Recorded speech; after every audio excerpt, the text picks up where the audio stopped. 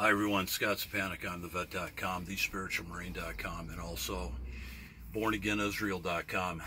Today we're going to talk about a subject that should have been talked about a long time ago and needs to get reinforced and reinforced and reinforced. You know, every day we see a lot of people that really have the Spirit. They really, really have the Spirit. And they're out there in the wilderness. They're out there because they see all the stuff going on with all the TV preachers and all the organized religion and all the money and all the things that the people that are looking at Christianity, they see the hypocrisy and they see all these different things that they don't want to be a part of, and you can't blame them. But still, they got that heart of God. They got their lambs. They're lambs.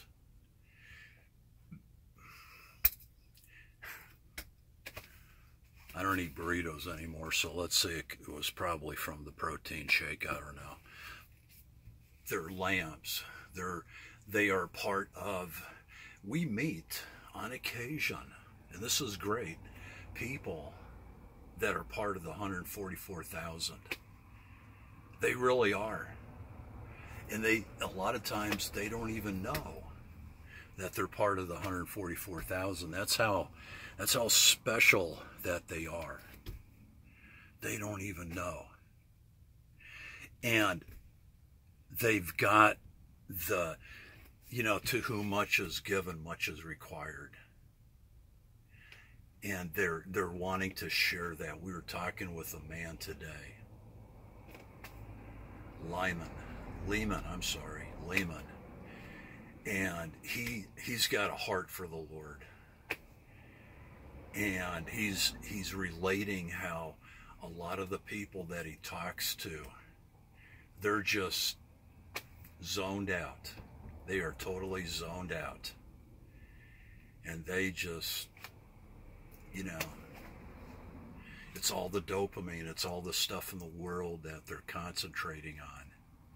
But they're not centered, they don't have that vision, they don't have that leading, they don't have that unction, they don't have that anointing that a lot of people have out in the desert. And it's just beautiful on occasion, again, when we meet people like that. But see, here's the thing. Here's the gist of the matter, the crux of the matter, the rub,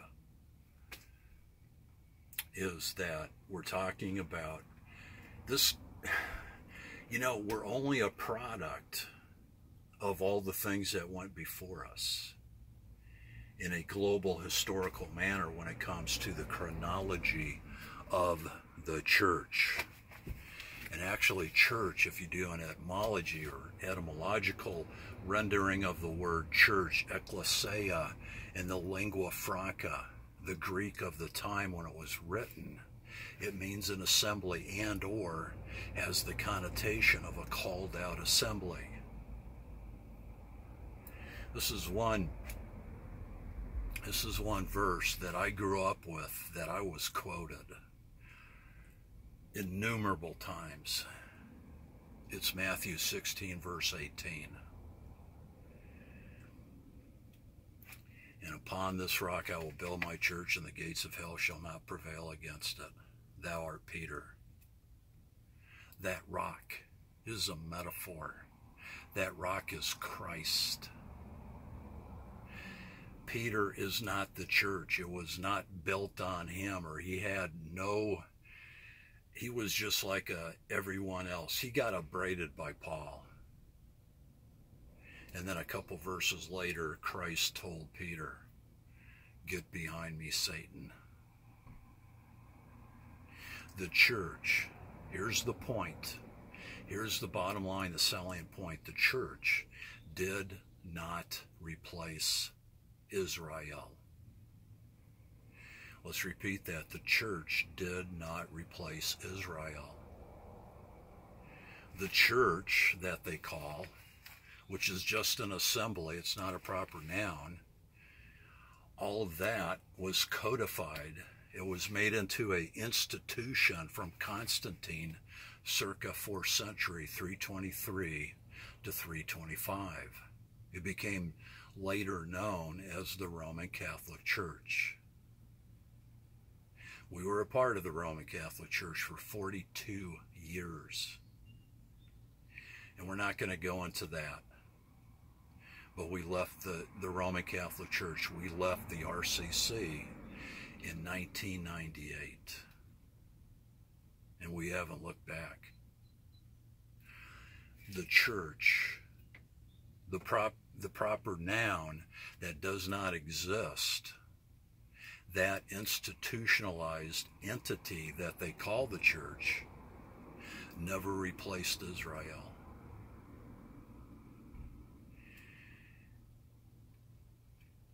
And here we are, 2018. And the evangelicals, they call it dispensational theology. They call it dispensational theology. And we're not going to get into the whole thing about the rapture. You can go to bornagainisrael.com and read about that. You can see what it's like, where they're coming from. We need to get centered. We need to understand that the church, that they call the church the proper noun, that they assume that it is, which it is not, never replaced Israel. It never did. But error is never random. Error is never random. And now we have a situation where it's all garnered, it's all steered, it's all interpreted by feelings. For 42 years, we were told that. It's all how you interpret it. We brought out the facts. We were vilified. We're nobody special. We were asked, why do you hate the RCC so much? We said, each and every time, we don't hate anybody, we just happen to love the truth more. We were told after that, well, it's all how you interpret it. And when that didn't work, the ad hominem card was played. We have been in hundreds and hundreds of these conversations, acrimonious, bitter conversations. And that's why we left.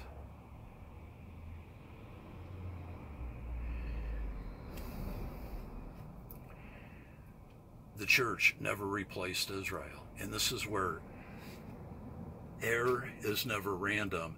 And here we are with this whole albatross of hypocrisy.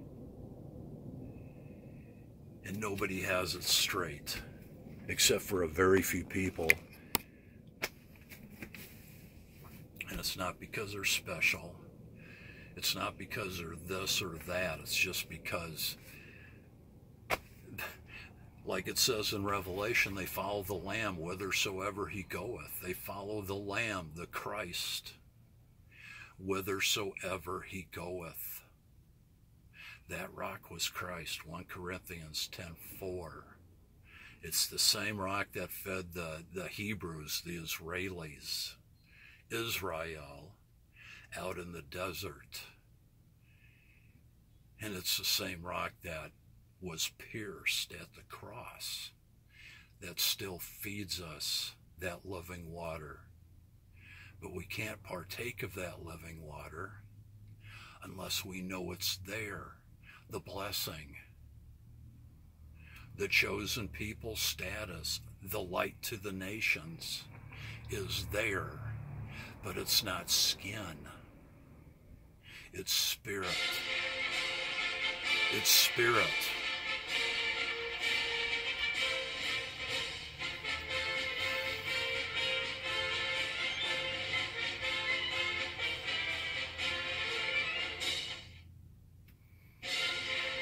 It's all about the spirit. that leads us in the desert. And no matter how many calls that we have that beckons us back to the modern day Egypt, which has, there's two counterparts: the anti in place of or against Christ, and its very, very formidable albatross foe, this gigantic false prophet that's based on feelings. What do you think? How do you feel? What's your opinion? The church never replaced Israel. It was refactored. It was translated over. It was carried over. It was passed over from death to life. That skin status was passed over at the cross into a spiritual priesthood where anybody can join, no matter what skin color you are. And you don't have to belong to a hierarchical institution.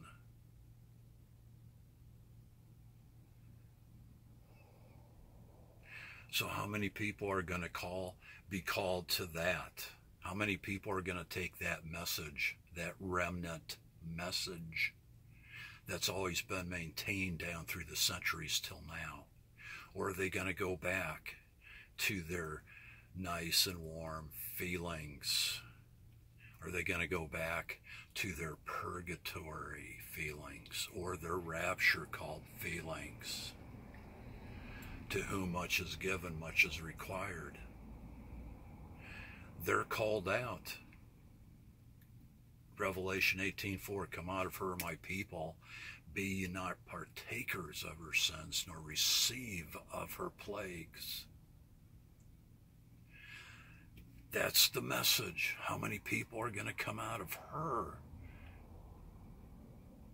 The modern day her. How many people are going to take that message and share it? Come out and share it. Once you got that message, what are you going to do? Are you going to go back to Egypt, to the metaphorical Egypt? Or are you going to take that message and follow the Lamb whithersoever he goeth? And invariably people are going to ask, because decades ago they asked the question, well, what about the people who have never heard the word? To whom much is given, much is required. If that's the word that they've been given, much is required. If they haven't heard that word, then they're not required. They're required at their level. They're required with what they know. They're required with what they already have. But for the people who do know, and for the people who need to come out of her,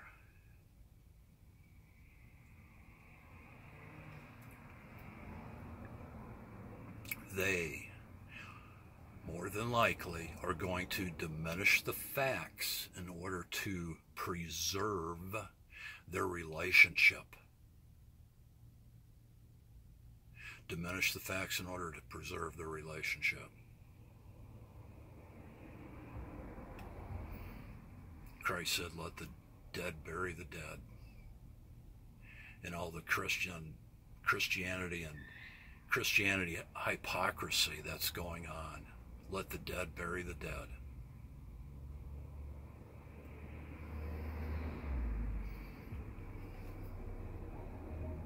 That's the message. That's what we need to do. And you'll have the blessing. Genesis chapter 12, verse 3. You'll have that blessing.